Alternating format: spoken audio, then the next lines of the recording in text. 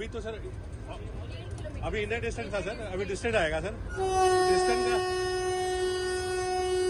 जो अगला सिग्नल का आस्पेक्ट दिख नहीं रहा था, लेकिन इसमें येलो दिख रहा है, इसका मतलब कॉशन है, अगले सिग्नल पे हमें रुकना है। लेकिन ड्राइवर गलती कर रहा है, बिना फुल स्पीड पे जा रहा है। और ये देखिए कैसे दिखा रहा है ये कि आप ज़्यादा स्पीड पे चल रहे हैं और गाड़ी को अपने आप ब्रेक कर रहा है। ड्राइवर साहब आप कुछ नहीं कर रहे हैं, फिर भी गाड़ी अपने आप रुक रही है। देखिए अपने आप स्पीड कम हो रहा है और ये देखिए ये स्पीड दिखा रहा है इसमें कि इतने तक अलाउड है इसमें, और अपने आप ब्रेक लग रहा है। आगे लाल सिग्नल है और स्पैड करने की कोशिश की गई, लाल और कवच पूरी तरह से सुरक्षित हमारे ट्रेन को ले जा रहा है।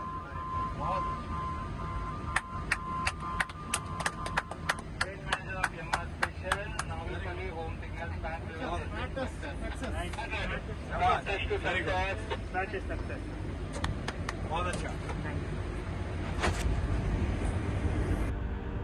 ओडिशा में हुए भयानक ट्रेन हादसे ने एक बार फिर भारतीय रेल यात्रियों की सुरक्षा से जुड़े दावों पर सवालिया निशान खड़े कर दिए हैं। इस मुश्किल वक्त के बीच रेलवे को वो सुरक्षा कवच सुर्खियों में है जिसका उद्घाटन पिछले साल ही हुआ था। दरअसल रेलवे ने अपने पैसेंजर्स की सिक्योरिटी का ध्यान में रखते हुए कवच का निर्माण करवाया था, जिसका अस्तित्व में आने के बाद ये माना जा रहा है कि भविष्य में ट्रेन हादसों पर एक दिन जरूर लगाम लगेगी। बालासोर में हुई त्रासदी ने लोगों के दिलों को दहला दिया है।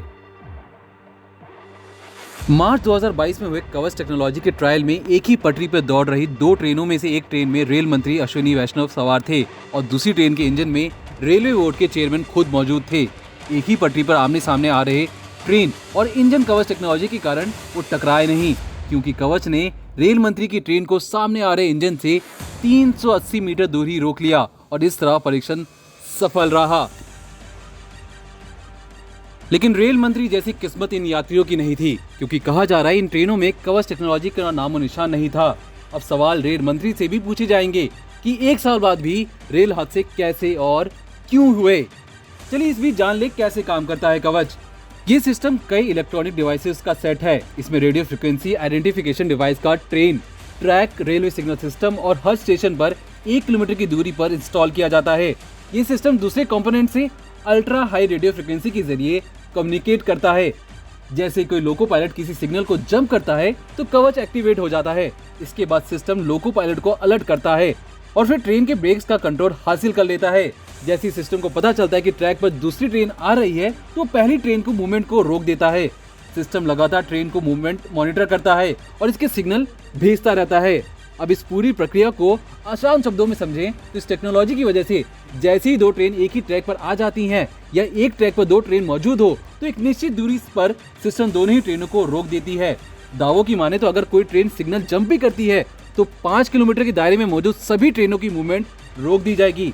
दरअसल इस कवच सिस्टम को अभी सभी रूट्स पर इंस्टॉल नहीं किया गया है। इसके अलग अलग जोन में धीरे धीरे इंस्टॉल किया जा रहा है।